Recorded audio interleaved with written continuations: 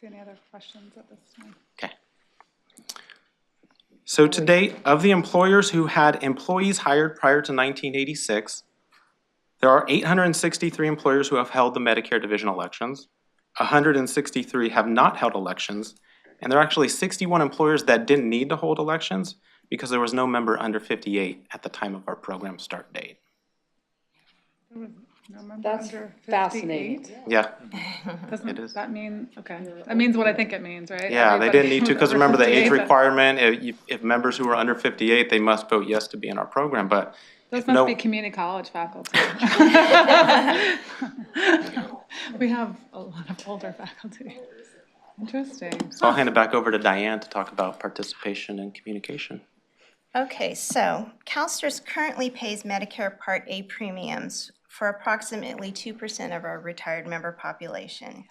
And as of September of this year, 5,900 members are in the program. In the 17-18 fiscal year, we paid approximately $27.5 million in Part A premiums. And we also offer a service to deduct the members' Part B premiums from their monthly benefit payments. This is just a service that we provide. We don't actually pay for the premium, but they can have it deducted from their warrants. So it's just CalSTRS providing the service of paying them instead of the member paying it themselves? Is that? For Part B. Part Part B, B. the member is Like paying. insurance. This is where Medicare, Insurance. this is when I start getting glazed over. It's really Yeah. similar to any other health insurance deduction that we do. It works the same way. Right. And finally, just how do we communicate with our members about the program? So right now, we send letters to members that are approaching the age of 65 to inform them about the program. And I believe that's our most effective means of communication because members primarily do start with the program once they turn 65 shortly after receiving the letter. Retirement readiness benefit specialists also touch on the program in the Plan for Your Future workshop. And the member handbook and your retirement guide both include information about the program as well. So Diana, if teachers continue to work after 60, they're just active, I just turned 65, but I'm like, Right. I'm hanging out for another 10 years. Right. I get the letter from CalSTRS. They'll get the letter upon retirement. So if I they're- won't get it from CalSTRS at 65? No, If if you're currently working, you actually don't need to enroll in Medicare at Right. 65 Right. if you're This is actively something paying the that we- Medicare tax. Right. So we won't send the letter, we send it for retired members when they're approaching age 65. But if Okay. those members are active, we actually won't send that letter until I see. they retire. And then That's they'll have helpful that. to know, because if you send the letter at 65, they might think they need to Right. sign up for it. Right. And we Well, do they have can. faculty, at least for, I don't know about the K through 12 population, but we definitely have faculty who have signed to pay and they didn't need to. And so we always have to kind of re-educate them on. Right. So, okay, so we don't send the letter until they Until retire. retirement. Okay, correct. thank you. And at this point, it's open for any questions or discussion. Dana? So seeing that I did request for this to come back, it's probably no surprise I have a lot of questions and comments. Going back to the selection election or the division election, for people that don't know, and I definitely want to go back to the slide that says the 61 that didn't elect it, didn't hold it. That was subject to agreement with the local unions. And so there were districts that there were union members and union chapters that refused to hold the division election because they were really worried that their lifetime health benefits would then be taken away. And so there's a reason why 160 chapters didn't. And some of the largest chapters in the state, Sac City, UTLA, LAUSD, they didn't hold that selection election. And so I always worry that somewhere down the line, as premiums go up, something's gonna happen to those people, and they've never held the selection election or the division election. What does happen to them then? The rates do go up. They don't get to participate in our Medicare premium payment program Right. unless they meet the qualifications that are put forth, and they don't meet those qualifications, unless that all changes.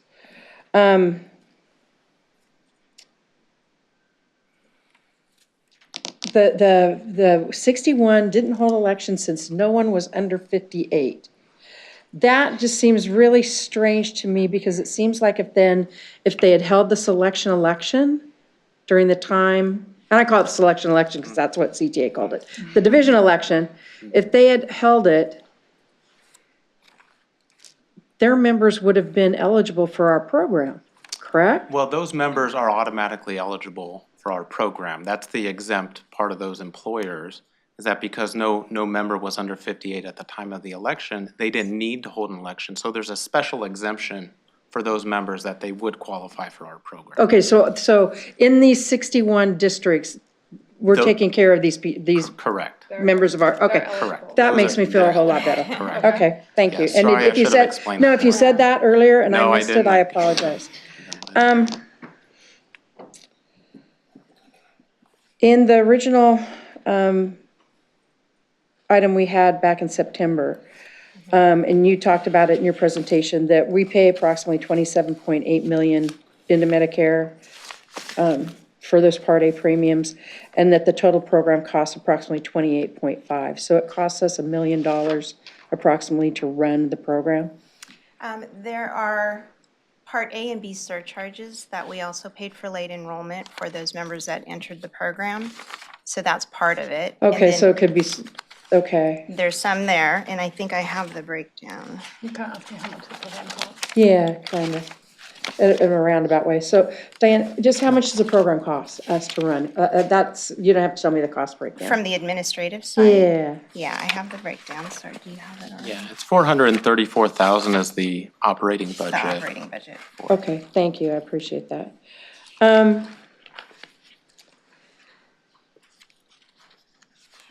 Because of various things that happen in various areas, and I'll give the background on this, I want us to really think about, could there be gaps? And Elisa and I talked about this after the original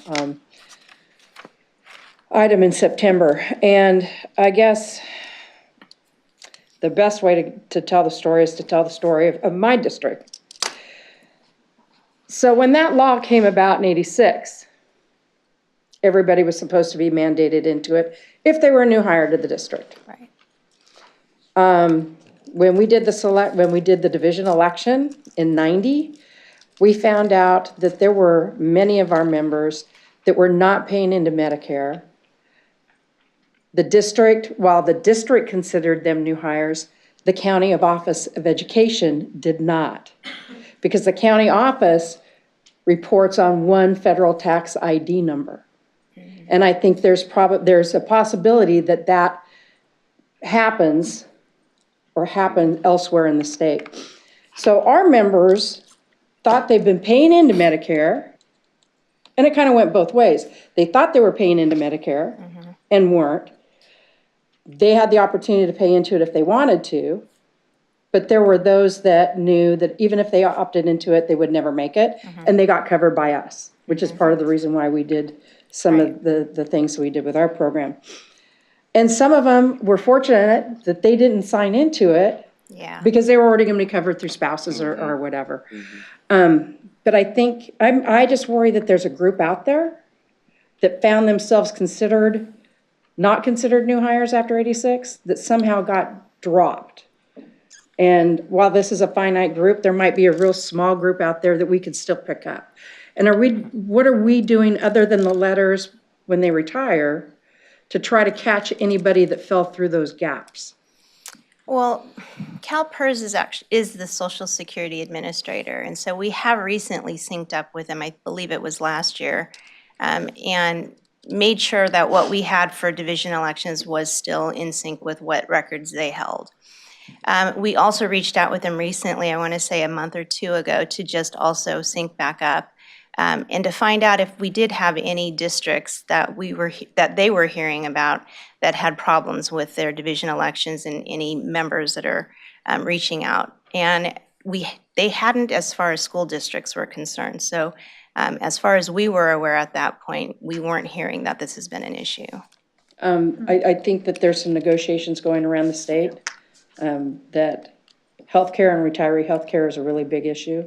It might come back to us. I think LAUSD and UTLA. Part of that is some of their health benefits. And Sac City, from what I understand, is also making that a big deal in some of their negotiations. So that's something I can talk to Grant about in the SBMA and the overage, and maybe that's an idea. So Okay. I'll pursue that also with him. But thanks for bringing it back. I appreciate you. it. Thanks, guys, that was very informative. Thank you. Probably know a lot. Oh, all right. It's a confusing It thing. is. Thanks so What's much. the different statuses? Right, Andrew, you're sticking around, right? Your Okay, executive office report? yes. Five? Okay, so I'm going to start by talking a little bit about the Change Champions that we deferred from the last Benefits and Services Right. Committee. So in July, we talked to you about change management and how it supports. It's a critical piece of the Pension Solution Project. We're going to bring up some of the Change Champion binders for you, when we will therefore make all of you change champions as well. I'm all about And change. one of the most important success factors for any large technology implementation or system implementation is the change management process. I am part of a planning committee for the CalPERS organization, which is the California Association of Public Retirement Systems. And in our March General Assembly, we're doing a system implementation panel. And it's just really timely for this particular item because several of the folks that I'm working with to put this panel together were talking about how critical change management is, and how in multiple systems that have had real issues, it's not been because of the technology. It's been because of the difficulty in staff adopting to new business processes. And so that process mapping, the as-is and the to-be that we were talking about in that contract item at the end of the day yesterday, that's the kind of work that the Change Champions are helping with. We've got some analysts who are doing the detailed technical mapping, and then as we get those processes together, these are the folks who are helping support the rest of the staff on the floor, the hundreds of folks in benefits and services who deliver information to our members. And we have some Change Champions in the back of the room. Champions in the If back. they could stand up, Yeah. Good job. All right, thanks, you guys. let's give them a big round of applause. You have to be part psychologist, part counselor, part social worker, part They're, coach. they do, yes. They represent through multiple this, we can business do it. areas across the organization and across the state. We've got Change Champions in our member service centers. Excellent. They are doing very critical work to make sure that every nook and cranny of CalSTRS statewide is going to be ready for our new system implementation. Thanks, everyone. I really appreciate it. I do, I mean, this is definitely, I mean, when you hear about, I mean, there are financial problems that we've heard about with, but you definitely just see how it disrupts relationships, you know, and that not everyone is excited about change. So. Change is difficult, change is hard. Change is challenging, change is hard, so. And so these are the folks who are going to help need us some through help it. And I'm sometimes. very grateful for them. Great, thanks for Very, coming in. very cool. You guys are doing a lot. of Yeah. work. Yep. Thank you, of it. yeah. Switching gears, wanted to talk, just a brief update on the unclaimed property webpage that I told you I would keep you posted on. So that is expected to go live, I believe, this month. We are currently toward the end of user acceptance testing. We had a demonstration of it in exec staff recently. It's very simple functionality. We've worked through some of the confidentiality issues in terms of how many hits are returned when folks enter search queries, because we want to make sure that we're making it very difficult for anyone to obtain information inappropriately. However, if someone is legitimately looking for their unclaimed property, they will be able to find it by entering their name. Very cool. Great. Then also, two other items, just the quarterly reports that we said we would give to you on the late payment interest and on the unclaimed death benefits or unpaid death benefits. Those are on your TRB website. In the, reference materials tab in the benefits and services reports section. So walk me you'll through that see one more time. So in the reference materials tab, reference materials tab, under. scroll down, Uh-huh, and then in the benefits and services reports section, you will see the unpaid death payments see it. report yep. and the late payment interest reports. The last two reports in that section. Does everyone kind of know how to access that? MRTRB? Great. And then finally, also in that section, you'll see the annual benefits and services accomplishments report. So this is kind of a detailed report on all of the things that the various divisions and benefits and services have accomplished in the last year. It's got our service level objectives as well as things that the staff have really focused on or that we as a team have focused on in terms of process improvements over the last year. So if you look at that and you have any questions for me, feel free to reach out. Great.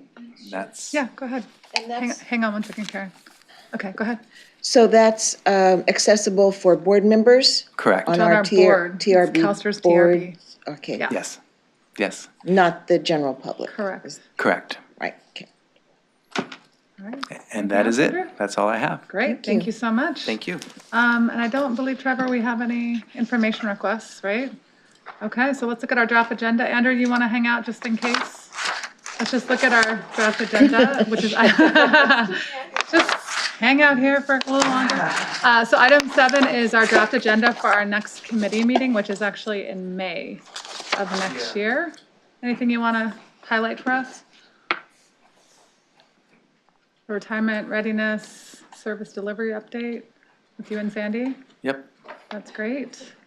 That's all, that's kind of the meaty part of the May. Yeah, I mean, we'll Anyway. talk about our statewide operation at that point. We are close to having full state coverage, and so Sandy's going to talk specifically about what that looks like and where we're at from an operational perspective. And if there's anything else that you would like for us to focus on, just again, feel free to reach out to me. Yeah, I'll talk with Karen as vice chair and we'll connect with you maybe after the new year and see if there's anything else we want to Okay. add to the agenda. Great, Sounds good. great, thanks, Andrew. Thank you. Anything else from anyone? All right, with that, we have opportunities for statements from the public. If there are none, seeing none, then we are adjourned. It's Friday afternoon. Have a safe weekend, everyone. Have fun, enjoy. Thanks for all the good work.